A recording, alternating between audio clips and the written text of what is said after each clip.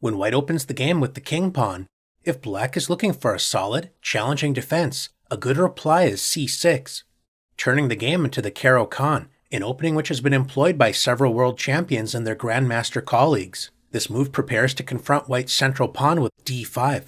Opening the game with c6 does not significantly help black's development, so white may focus on rapid development and try to build an initiative against black's solid setup. Since black is not directly challenging white's center for the moment, a sensible response is to grab more space in the center with d4.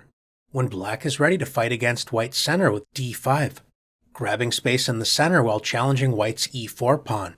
White has a variety of choices, but we'll begin our exploration of the Caro Kann with one of white's most challenging, as well as natural responses, e5. White grabs space, clamping down on the f6 and d6 squares, restricting black's kingside knight and bishop from using these natural squares for development. An ambitious option to explore is c5, spending a second tempo on the c-pawn in order to attack the d4 pawn. Unlike the French defense, a similar opening in which black plays e6 on the first move to prepare d5. In the Caro Kann, black's light-squared bishop is not blocked by a pawn, so black's most popular choice is to play bishop f5, activating the light-squared bishop before preparing to close the center with e6. We're going to introduce some interesting ideas explored by grandmasters, but when you're starting out with the Caro Kann, you may see a move such as bishop d3. This is not a particularly ambitious choice, but it is seen at amateur level from time to time. Since the Caro Kann often builds a light-squared pawn structure in the center, somewhat restricting the prospects of black's light-squared bishop, black shouldn't mind exchanging the bishops with bishop takes d3, queen takes d3.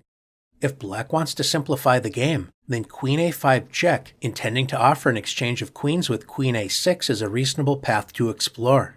But another solid choice is to simply play e6. Black's idea is to strike against white's center with moves such as c5 and knight c6, when black shouldn't face any serious problems out of the opening. Offering an exchange of light-squared bishops is not a challenging option at this moment, so a more popular way to develop is knight f3, focusing on kingside development while supporting the center. Now that the light-squared bishop has entered the action, black can solidify the center with e6. The e6 pawn supports d5, while revealing the dark-squared bishop, preparing the pawn break c5. A popular choice for white is to continue with bishop e2. This modest-looking move is known as the short variation, named after Grandmaster Nigel Short. Although this may not look like a particularly ambitious choice, black should not underestimate this variation, as several creative attacking grandmasters have played this system as white. One option to consider is knight d7, preparing the thematic pawn break c5. But black may also decide to immediately play c5, striking in the center, adding pressure against d4, and preparing to activate the knight with knight c6. Move order can be quite important in the Caro Kann. Grandmaster Arkady Knightish, playing white, decided to castle. Of course, there's nothing wrong with this move, but his opponent, former world champion Vishwanathan Anand, was able to continue comfortably with knight c6, adding another attacker against the d4 pawn. If white decides to support the center with c3, one solid plan is knight g to e7, preparing to play bishop g4, pinning the knight on f3, followed by knight f5, when white's center is under intense pressure. In the game, Grandmaster Knightish played bishop e3, developing a piece while supporting the center, when Grandmaster Anand released the tension with the exchanges c takes d4, knight takes d4. White sets up a small trap, as black should not ignore white's serious lead in development and try to grab a pawn with knight takes e5, as this allows white to exploit black's exposed king and undeveloped kingside with bishop b5 check, encouraging black to move the knight once again with knight d7, which is well met by knight takes f5. Black is unable to capture the knight without giving up the d5 pawn, opening up the game, helping white's superior development overwhelm black's passive as well as underdeveloped position. Instead of the greedy knight takes e5, Grandmaster Anand exchanged a pair of minor pieces with knight takes d4, bishop takes d4. Black needs to activate the kingside, and the e5 pawn still has a cramping effect by denying black's knight access to the f6 square. This was no problem for Anand as he played knight e7. Black's plan is simple. He's going to play knight c6, adding pressure against d4 and e5, followed by bishop e7 and castling kingside. Grandmaster Knightish tried to open the position before black was able to comfortably complete his plan with c4. But black simply resolved the central tension with d takes c4, bishop takes c4, and then continued the plan by playing knight c6, threatening white's bishop while adding pressure against the e5 pawn. So white pinned the knight with bishop b5. Black prepared kingside castling while developing the bishop to e7. In the game, white decided to play knight c3, allowing black to castle with a comfortable position. Not only did Grandmaster Anand solve his opening problems, he went on to win the game. If white tried to discourage black from castling with queen a4, adding a second attacker against the pinned knight, black can simply ignore white's idea and castle anyway. The point is that if white plays bishop takes c6, b takes c6, the c6 pawn cannot be captured as this would drop the bishop, and after rook d1, lining up with black's queen. A simple solution is queen c7, connecting the rooks, supporting c6, as well as adding pressure against the e5 pawn. Black enjoys the bishop pair with a comfortable game. Rather than castling, white may decide to immediately support the center with bishop e3, protecting the d4 pawn while adding additional pressure against the c5 pawn. This is a position debated at grandmaster level, especially with black's most ambitious response, queen b6, increasing the tension in the center while adding pressure against the newly unprotected b2 pawn. We can see the dynamic potential of the short variation come to life with knight c3. White focuses on rapid development while inviting black to capture the b2 pawn. Accepting the pawn is a risky decision as queen takes b2 is well met by the surprising queen b1. If black captures white's knight with check, white is prepared to play bishop d2, attacking the queen, followed by queen takes b7, attacking the unprotected rook on a8. If black decides to trade queens with queen takes b1 check, rook takes b1, white enjoys a significant lead in development while the b7 and c5 pawns are both under serious pressure. Grandmaster Pavel Elyanov, playing black, tried to resolve some of the tension with c4, closing the center but allowing his opponent, former World Championship challenger Sergei Karyakin, to regain the pawn with rook takes b7, when white was able to turn this active position into a fine victory.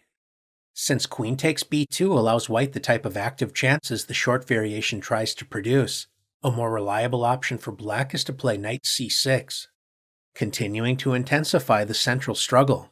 One popular option to explore is kingside castling, but it's also important to understand what happens if white decides to relieve the central tension with d takes c5, bishop takes c5.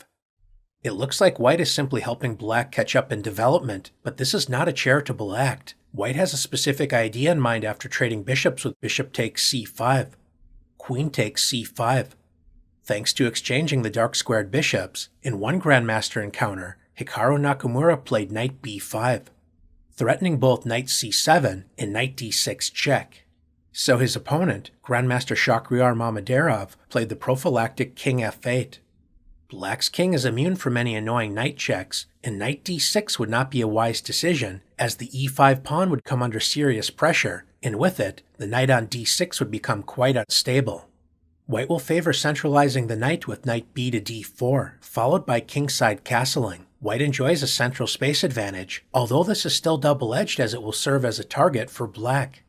Meanwhile, black will likely continue with knight g to e7, and one idea is to expand on the kingside light squares with h5 and g6, taking space and preparing to move the king to g7. Since the center remains closed, black's king should not face any immediate problems. Slightly strange looking, but ultimately solid positions can be the price of admission for prospective defenders of the Caro Kann. As is typical in the Caro Kann, there is plenty of play available for both sides, and in this particular game, Grandmaster Nakamura managed to bring home the full point for white. Knight f3 is an interesting choice that is not without its poison, but a more aggressive choice that has also attracted Grandmaster attention is h4. This may look like a beginner's move, but it's actually a serious try to gain an advantage against the Caro Kann. It has been tried at no less a stage than a World Championship match and is regularly employed by grandmasters. White grabs more space on the king side and prevents black's natural continuation, e6. This would be a serious mistake as white can win a piece after g4. The light-squared bishop can try to run with bishop e4, but it certainly can't hide after f3, forcing the retreat bishop g6, when white marches forward with h5, trapping the bishop, so white simply wins a piece. Instead of blundering with e6, black can play h6, allowing white to build a space advantage on the king side with g4 and h5. A more solid choice is to stop the h-pawn in its tracks with h5. One popular option for white is to play bishop d3, and another sensible choice is to add pressure against black's center, starting with c4. Now that g4 is no longer a threat, black can return to the typical response e6, supporting the center while preparing kingside development. White may increase the pressure against d5 and develop another piece with knight c3. Black has an important choice to make. If black decides to centralize a knight with knight d7, adding pressure against e5 and hoping to support a future c5 pawn break, this allows white to play c takes d5, forcing black to recapture on d5 with a pawn, followed by bishop g5. Although there is nothing wrong with this approach, a more flexible choice is knight e7, preparing to respond to a possible c takes d5 with knight takes d5, opening up the d-file when the d4 pawn may come under future pressure. Although h5 is black's most reliable option, it does weaken the g5 square, and the h5 pawn itself may become a target. One way to emphasize these points is to play knight g to e2. Black can continue to focus on development while supporting the center with knight d7, preparing to meet knight g3, adding pressure against both the h5 pawn and light-squared bishop by addressing both of these points with bishop g6, reinforcing the h5 pawn. The dark-squared bishop can enter the action by exploiting the weak g5 square, pinning the e7 knight to the queen. When white activates the dark-squared bishop, black should consider the possibility of queen b6, adding pressure against the center as well as the space the dark-squared bishop left behind, the b2 pawn. White can explore sacrificing the b2 pawn with the sharp rook c1, or else keep more control of the position with queen d2, centralizing the queen while supporting the b2 pawn. A challenging idea for black is to play d takes c4, opening up lines on the d-file, preparing to meet bishop takes c4, with queenside castling. We have reached a very sharp position typical of the h4 advance variation. White enjoys a space advantage with more active pieces, but black has pressure on the d-file, especially keeping in mind white's vulnerable d4 pawn.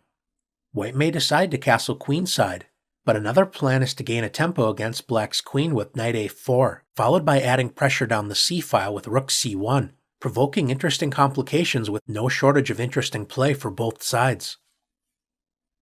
Advancing the pawn to e5 is a serious way to test the Caro Kann.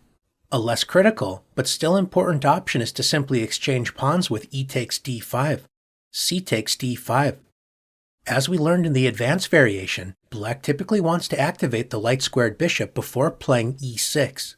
In one high-level encounter, former world champion Bobby Fischer, playing white in this exchange variation, decided to challenge this idea with bishop d3, developing the bishop to an active diagonal and depriving black's light-squared bishop of the desirable f5 square.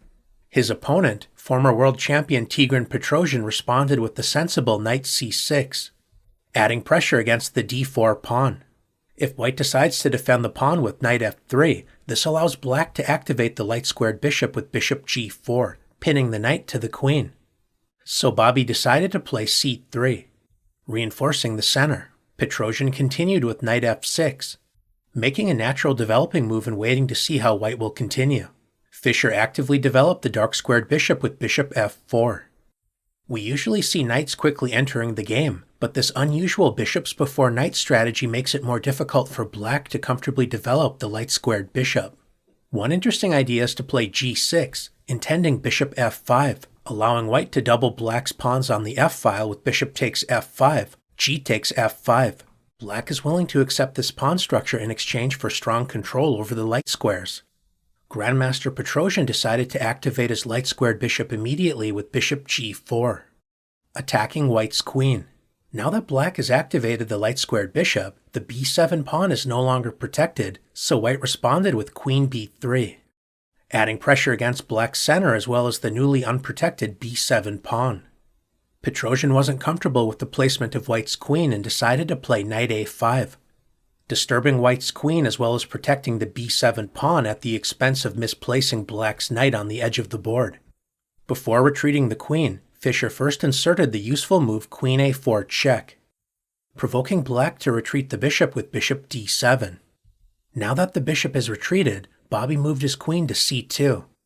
After this maneuvering dance, white has a comfortable position, and although black is certainly doing okay, his light-squared bishop is less active than black would like, and the wayward knight on a5 will also have to spend time to return to the action. Grandmaster Fischer went on to win this important game on his path to qualify for the World Championship match, which he would also eventually win. Instead of playing Grandmaster Petrosian's knight a5, a more stable choice is to play queen d7, simply developing the queen while protecting the b7 pawn. White would like to play knight f3 without allowing structural damage after bishop takes f3, so a sensible choice is to first play knight d2. Black supports the center and prepares to complete kingside development with e6, when white is ready to play knight g to f3, creating the possibility of an unpleasant knight advance to e5, so former World Championship challenger Fabiano Caruana played bishop d6, protecting the e5 square, preparing to castle, and offering an exchange of dark-squared bishops. His opponent, Grandmaster Levon Aronian, accepted this offer with bishop takes d6, queen takes d6. Exchanging the dark-squared bishops involves a potential pawn sacrifice, allowing white to play queen takes b7. Of course, white does not have to accept this sacrifice and may decide to castle, following the simple, safety-first attitude of the exchange variation. But Grandmaster Aronian challenged black to prove compensation after queen takes b7. Although white has captured a pawn, this does open up the b-file, allowing black to generate counterplay with rook b8, forcing the queen to vacate the b-file with queen a6, when black secured the back rank by castling. Black may be down a pawn but enjoys a lead in development with an active position. He's prepared to gain a tempo against the queen with rook b6, followed by doubling rooks with rook f to b8, creating serious pressure down the b-file.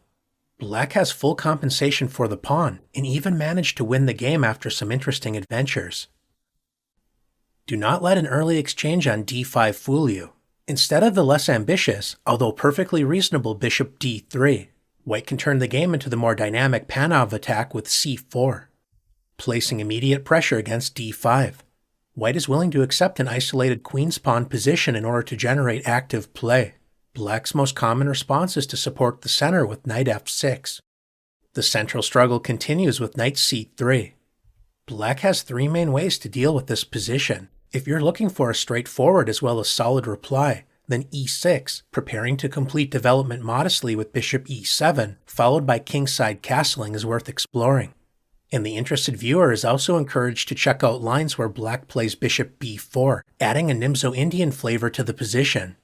If black wants to sharpen play, g6, preparing a kingside fianchetto to add pressure down the long diagonal, especially the d4 pawn, is also worthy of serious attention. Black's other main choice is to immediately add pressure against white's center with the sensible developing move, knight c6.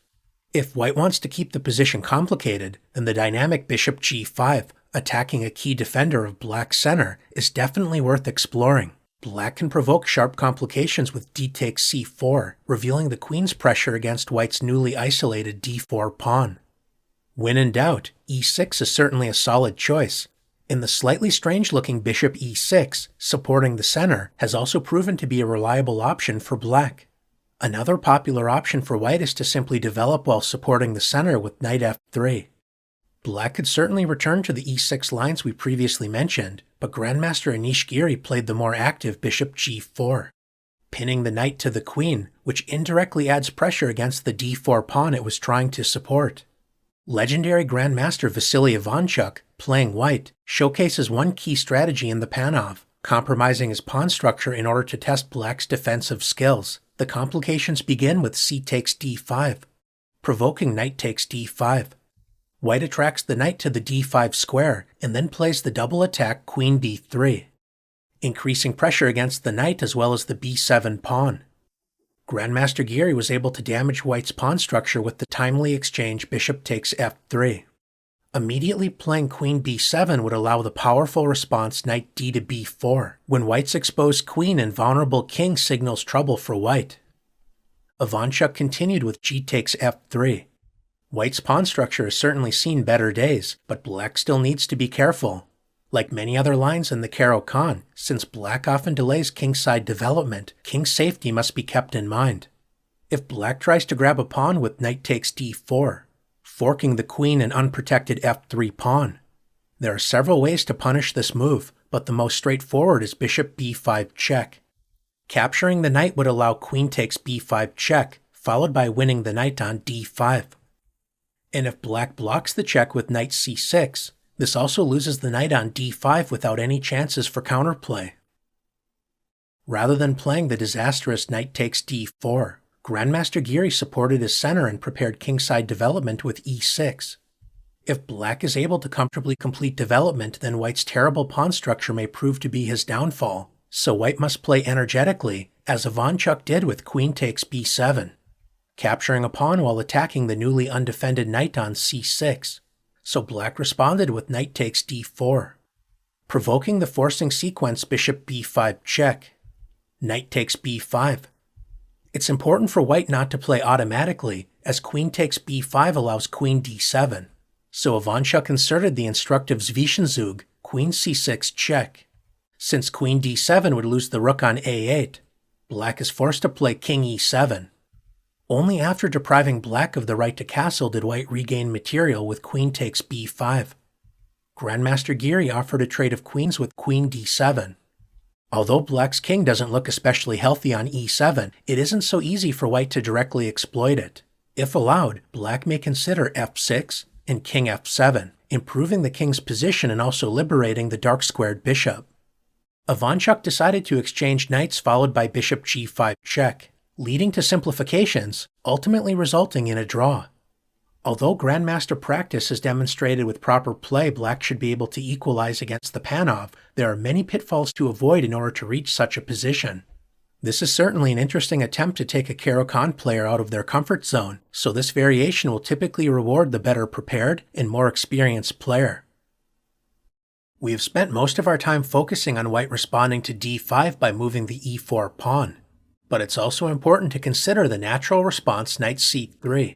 Simply developing a piece and supporting the center. When white defends the center with a knight, black typically exchanges pawns with d takes e4, knight takes e4. Although the knight enjoys a centralized position, it's vulnerable to attack, so it's no surprise that black's main ideas focus on attacking this piece. One sideline option is knight f6, confronting white's knight, willing to accept doubled f-pawns as a consequence. This is a line that has enjoyed renewed interest at Grandmaster level and should not be underestimated. A more stable way to prepare knight f6 is by first playing knight d7. Known as the Smyslov variation, black is preparing knight g to f6 without compromising the pawn structure. As beginners, we may be taught the trap queen e2, threatening a smothered mate with knight d6. But as long as black doesn't automatically play knight g to f6, white's queen will likely prove misplaced. There is nothing wrong with straightforward development with knight f3, intending bishop c4. But if you're interested in learning more about the Smyslov variation, it's also important to study the lines after white's most ambitious response, knight g5. A good place to start is with knight g to f6, when one developmental plan to consider is e6 and bishop d6. It's important to note that if black challenges white's ambitious knight with h6, hoping white will play the unsound sacrifice knight takes f7, or simply retreat, black will be in for an unpleasant surprise after knight e6.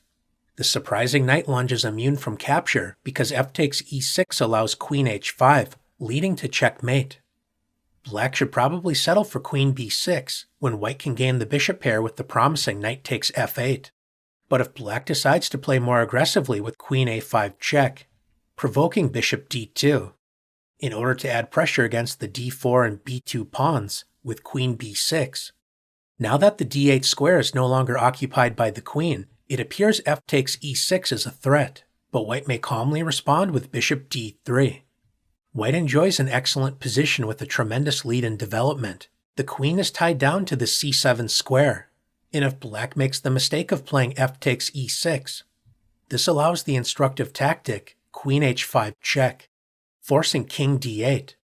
White's queen is perfectly placed to support the deadly pin, Bishop a5, when Black loses the queen. The subtle Smyslov system with Knight d7 is definitely worth considering, but Black's most popular option is to play the classical variation with Bishop f5. Following Black's general plan of activating the light-squared bishop before committing to a solid pawn structure with e6, White typically retreats the knight and gains a tempo against the bishop with Knight g3. When Black maintains the bishop's presence on this active diagonal with Bishop g6. Knight f3 is a natural developing move, but Black's bishop on g6 remains stable, so if White decides to play Bishop d3, Black is not obligated to capture this bishop, as Black can always respond to an exchange on g6 with h takes g6, opening up the h-file for Black's rook with a healthy position for Black. This is why White's main line is to play the provocative h4, threatening to trap the bishop with h5. In this case, Black should avoid committing to h5. This may look like a stable choice, but one issue Black needs to contend with is the maneuver Knight h3 to f4, attacking the bishop and h5 pawn. h5 weakens the g5 square, so White may also consider the plan Knight f3, preparing to trade bishops with Bishop d3. And once the light-squared bishop no longer protects f7, White is ready to play Knight g5, intensifying the pressure against the f7 pawn. Since h5 leads to positional problems, Black usually responds with h6, creating an escape square for the bishop on h7 without weakening the g5 square. Although there is nothing wrong with playing h5 immediately, White usually inserts the move Knight f3, eyeing the e5 square, so Black can develop and fight for control of this square with Knight d7, when White continues the plan of kingside expansion with h5, gaining another tempo against the bishop, which retreats to the newly opened h7 square. Now that Black's light-squared bishop is no longer in a stable position, White offers an exchange of bishops with Bishop d3. Allowing White to capture the bishop on h7 is not a desirable prospect, so Black typically exchanges bishops with Bishop takes d3. Queen takes d3. White increases the lead in development, a typical theme for White in the Caro Kann. After resolving the issues with the light-squared bishop, Black can commit to the solid light-squared structure with e6, placing pawns on e6 and c6, restraining White's central d4 pawn, creating a typical rock-solid Caro Kann structure that is difficult to break down. Black is ready to continue with Knight g to f6 and Bishop e7, waiting to see how White may continue. Although Black may remain flexible with where to commit the king, White's pawn on h5 makes it fairly clear that White will intend on castling queenside, emphasizing central and kingside pressure against Black's structure. White's main decision is where to develop the dark-squared bishop, typically deciding between the d2 and f4 squares, options the interested viewer is encouraged to explore. We'll briefly mention that Bishop f4 is the more active-looking square for the bishop. Black may continue sensibly with Knight g to f6 and Bishop e7 and provoke complications by castling kingside, but Black may also decide to play Queen a5 check, trying to provoke weaknesses on the side of the board where White will likely castle. So a common reply is Bishop d2, allowing Black's queen to move to c7, controlling the h2 to b8 diagonal. If White decides to play Bishop d2 instead of Bishop f4 immediately, we can transpose into this position by playing Queen c7, or else remain flexible with Knight g to f6, followed by Bishop e7. As we can see, there are no shortage of interesting possibilities to explore in the Caro Kann. In this classical variation of the Caro Kann, White enjoys a space advantage with more room to maneuver the pieces, but Black's rock-solid structure has typically sustained any pressure White has been able to place upon it, so this has been a reliable battleground in Grandmaster practice for decades. The Caro Kann is one of the most solid ways to respond to e4. This is not an easy opening to crack, so in addition to producing positional maneuvering games, if both sides are willing, there's plenty of scope to inject dynamic play into the position. In order to build a solid structure, Black often grants White a space advantage as well as a lead in development, so if you're facing the Caro Kann, you may look to build an early initiative. Grandmasters enjoy its solidity, as well as the ability to mix things up when necessary to play for a win. And if you're an amateur player looking for a reliable structure upon which to build your repertoire, the Caro Kann may be the opening for you.